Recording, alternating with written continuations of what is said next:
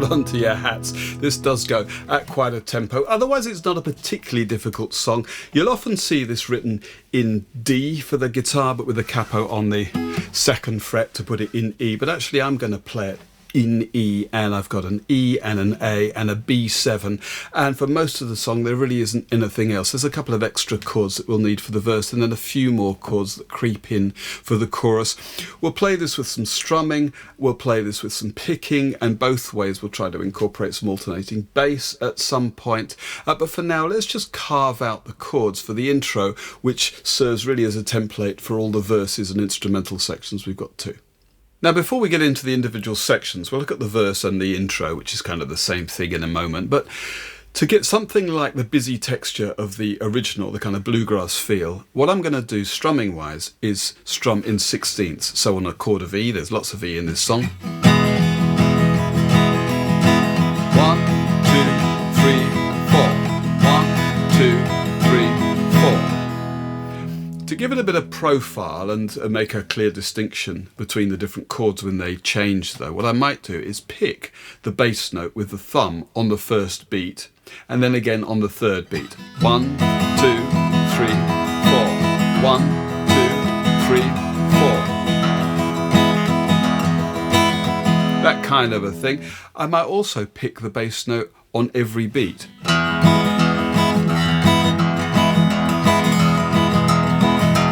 1, 2, 3, 4. And later, when we introduce some alternating bass, that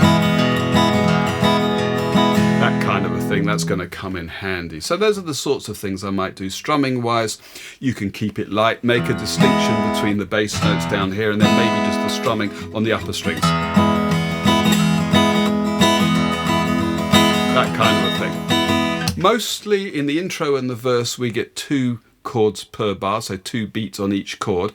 And for the verse, it's like this. We start off with a bar with 2 beats of E and 2 beats of B7. Look at the sky, baby. And then A to B7.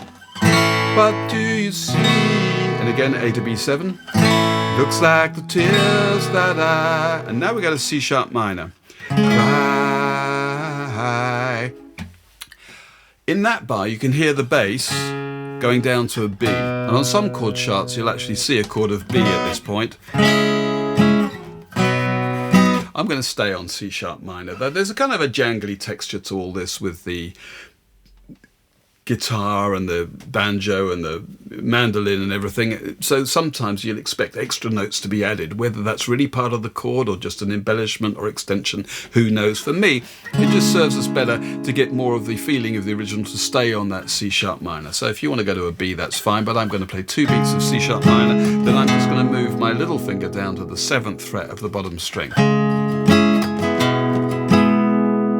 Okay, now I've got A and B7.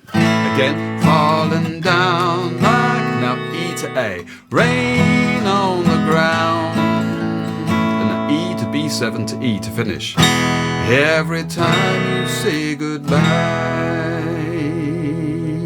So the whole thing with some strumming. Look at the sky, baby, what do you see? Looks like the tears that I cry. Falling down like rain on the ground. Every time you say goodbye. In bar 6, I think it is, yeah, bar 6, where we go from E up to A, and this is just a habit from playing this for years. This has kind of slipped in under the radar without me really noticing, but playing this today, I realise I always do this. E, and then a walk up. 1, 2, and 3. Getting onto the A on the 3rd beat. I'm playing E for a beat, and then I'm putting a finger on the 2nd fret of the bottom string, then the 4th fret of the bottom string. E, F sharp, G sharp, A. Okay. Falling down like rain on the ground. Every time you say goodbye. Okay, that's it for the verse. In fact, the intro is exactly the same, except there's an extra bar of E tacked on the end. And a little detail you might want to put in at this point, in the intro there's a little pickup or a lead-in that's played on the mandolin. Adam Steffi, who plays a sublime mandolin part on this track, puts this in. 1, 2, 3, 4, 1. And then we're off. For me, that would be the open second string for a B, second fret on the second string for a C sharp, and then a D sharp on the fourth fret of the second string. 2, 3, 4, 1. Like that. You could harmonise that, so I might add a note on the first fret of the fourth string with the open second string, and then second fret on both the second and fourth strings, and then move that up to the fourth fret of the second and fourth strings. 2, 3, 4, 1. And then we're into the intro that way. It's just a little detail that's worth thinking about.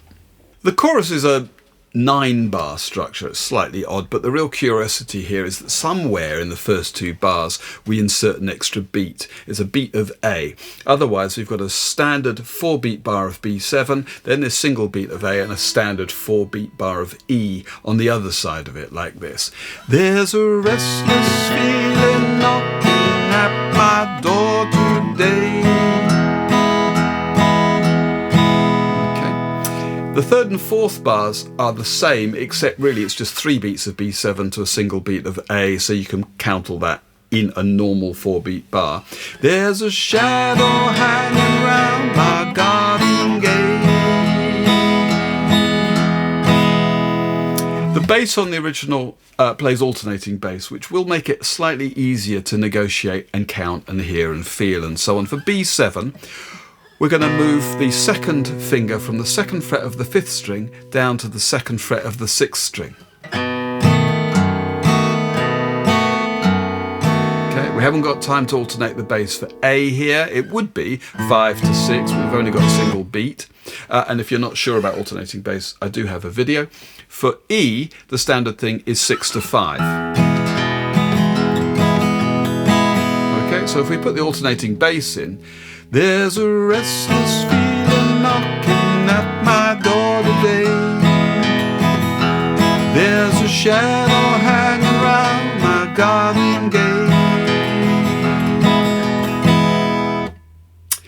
In the following section, we get to G sharp 7, and that's an E7 moved up. That's a bar chord of E7 barred on the 4th fret.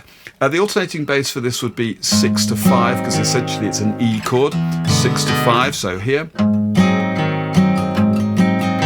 Moving to C sharp minor, which we've already seen, and that's essentially an A minor type bar chord, so we're going to alternate between 5 and 6. Following chord is F sharp 7, which is just like the G sharp 7. Again, it's an E7 bar chord on the 2nd fret this time, and the alternating bass would be the same thing. The final 2 bars is kind of this jangly texture where everything sort of piles in. I'm not really sure. Listening to the bass, we've got B for 2, A for 2, F sharp for 2, down to E, but it changes on the second one. The final one is definitely different, but I reckon you can do this. B7 for 2, A for 2, F sharp minor for 2, and E for 2. That would do it. I read between the lines of words you can't describe. Love has gone away, put these tears in my eyes. Then we go into an instrumental section based on the verse. Then we get the 3rd verse on the same idea. Then that sequence repeats for another instrumental section before we go into the final choruses, which are played back to back. The second chorus is exactly the same really as the first chorus, but then when we repeat it, we go into the outro.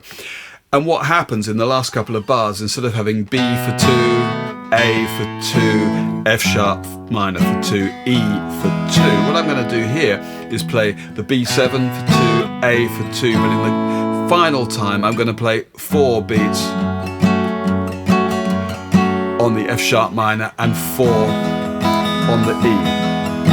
Okay, so the last time we would do this. I read between the lines of words you can't disguise. Love has gone away, put these tears in my eyes.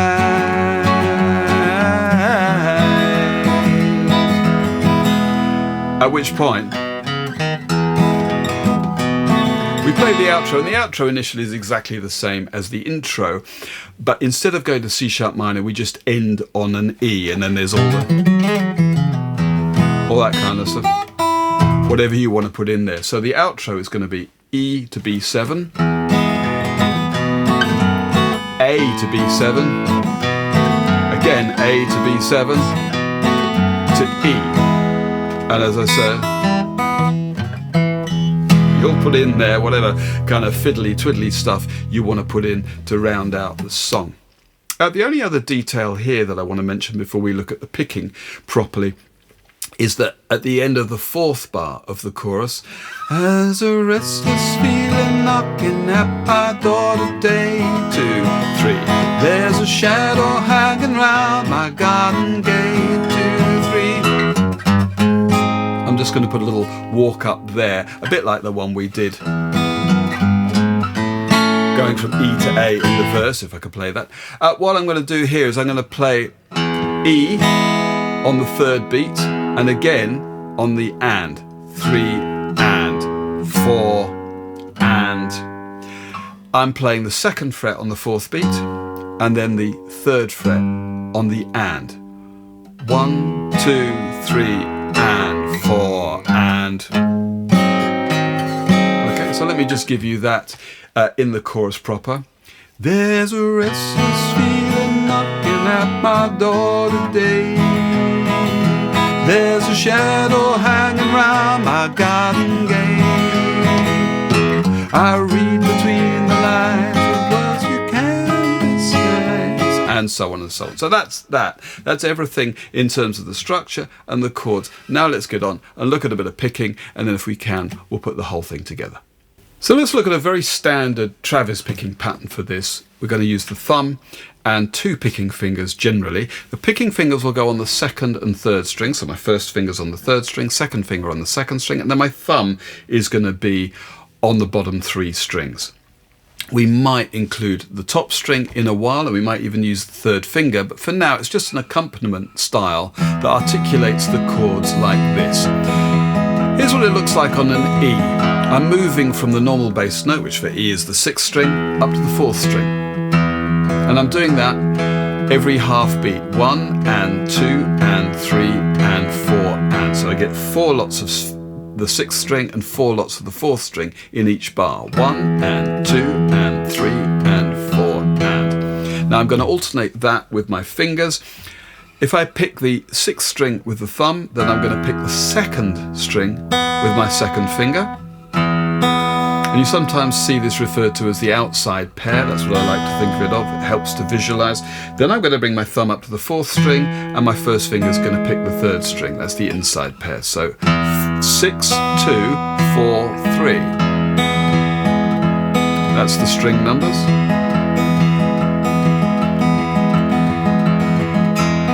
And a group of 4 then.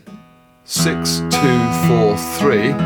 That's a single beat. 1, 2, 3, 4. 1, 2, 3, 4. Okay, and you just need to get that under your fingers, really. A little bit of flow. You could try different accents to help bring certain notes out. That creates some nice syncopation. But that's that. If you were playing a B7, of course, the thumb would begin on the 5th string. Same for A. And for C sharp minor. Okay, so that's really it, but now we're going to move things up a little gear or two. So the first thing we're going to try is to add the alternating bass that we looked at in the strumming. For E, that would be 6 to 5. So our pattern now would look like this: 6, 2, 4, 3, 5, 2, 4, 3.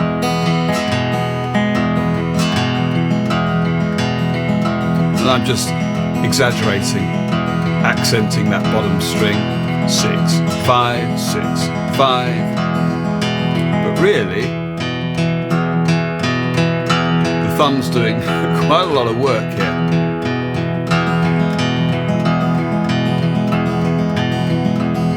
For B7, 5, 4, 6, 4. The first one is standard, 5, 2, 4, 3, and then 6, 2, 4, 3, second time through. Okay, and so on. For A, it will be exactly the same. If you've got time for that, C sharp minor, that's exactly the same pattern. It's 5, 4, 6, 4 in the thumb. Okay, you don't have to do all of this. You might only play alternating bass in the chorus. There's a restless feeling knocking at my door today. There's a shadow hanging round my garden gate.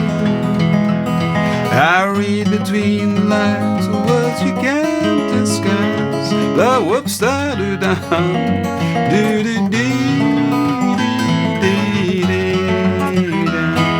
That kind of a thing. Entirely up to you, but that's the concept I've got. So we've got the basic idea, and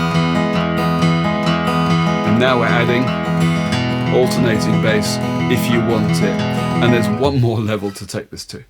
So now we've looked at varying the bottom of the pattern, let's look at what we can do at the top of the pattern too. And really this revolves around this note that's currently on the second string. There's a couple of different things. We can move it in time, and also we can move it in pitch. So to talk about the time element first, if this is my standard E, and I'm not going to play alternating bass here, just to keep it simple, that comes on the second 16th, 1 E and 2 E and But what I could do with that note on the second string is I could play it at the beginning of the pattern. And again. That's a nice way of creating a bit of punctuation. Alternatively, I could delay it until the second thumb note. So at the moment, it's alternating with the thumb, and just then we brought it until it was aligned with the first thumb note. Now I'm going to wait until the second thumb note. Okay, so here's the standard thing. Here it is brought forward. And again, or otherwise, delayed. Okay, so that kind of thing, if I were to just pick through the chorus, I might move that second string note forwards or backwards in time just to create a little bit more punctuation.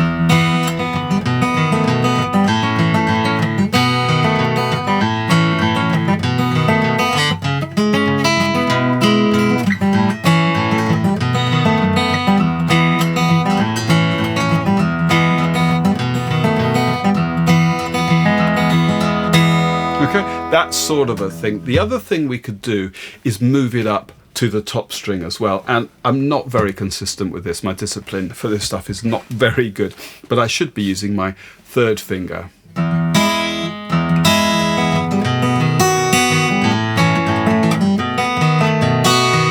So wherever I choose to play that top string note, that's the standard pattern. I might just move it up to the top string.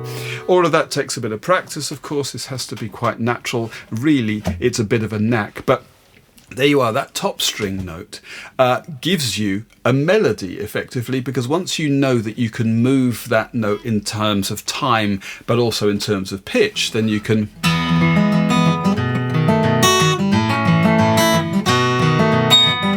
pick out different notes.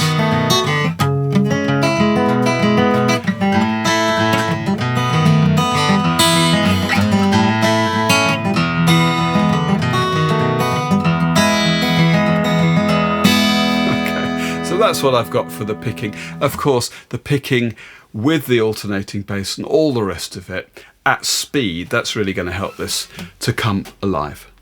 Now, just before we go for a playthrough, if you wanted to add your own little embellishments, let's say you're playing along with the original, or you've got a second guitarist and you want to add something a bit different, you could do much worse than looking at the E pentatonic scale. Now, it's a big subject, this, but the pentatonic scale is kind of universally useful. It's also very robust, so if there are any little kind of harmonic considerations like chords where it ought not to fit. It's got such a robust character that it will elbow those out of the way. And here it is. I'm going to give you a really basic scale shape first of all.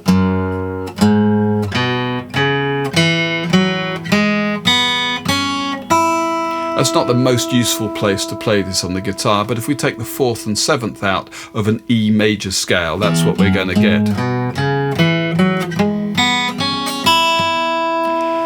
But here's another pattern that uses the same notes, but just takes you in a slightly more organic fashion up the neck.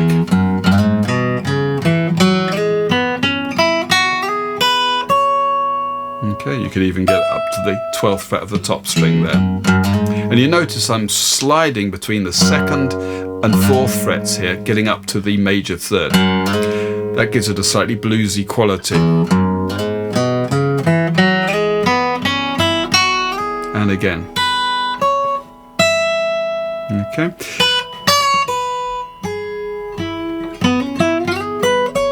Lots of places you can play it, of course. Up there too, but just get used to the idea of it.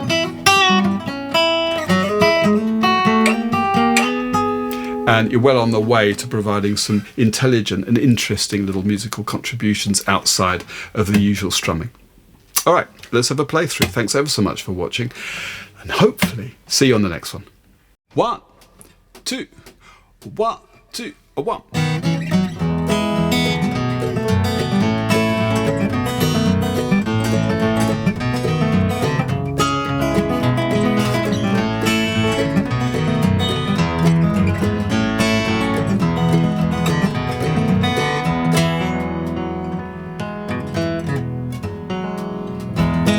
Sky, baby, what do you see? Looks like the tears that I cried, falling down like rain on the ground every time you say goodbye. Take a look around now, why don't you feel the way that cold wind stings and bites? And your words are just like arrows through my heart every time you say goodbye. There's a restless feeling knocking at my door today. There's a shadow hanging around my garden gate. I read between the lines of words you can't disguise. Love has gone away, put these tears in my eyes.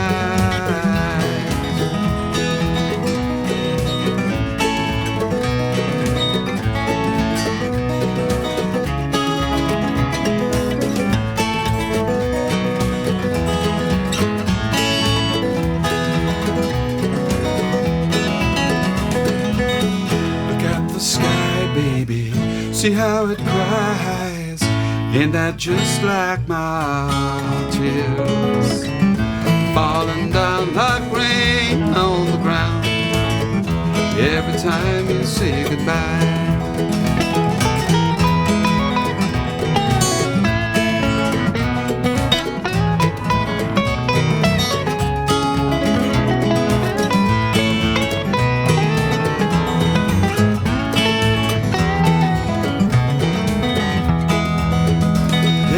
Restless feeling knocking at my door today.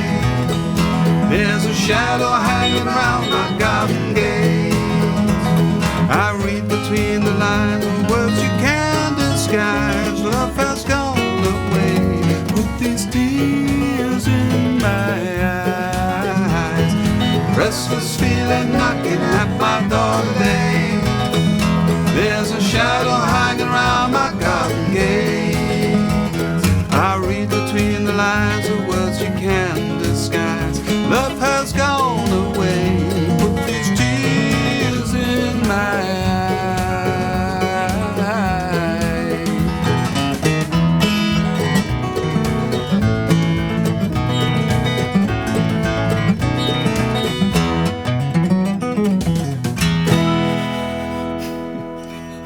That's more or less it.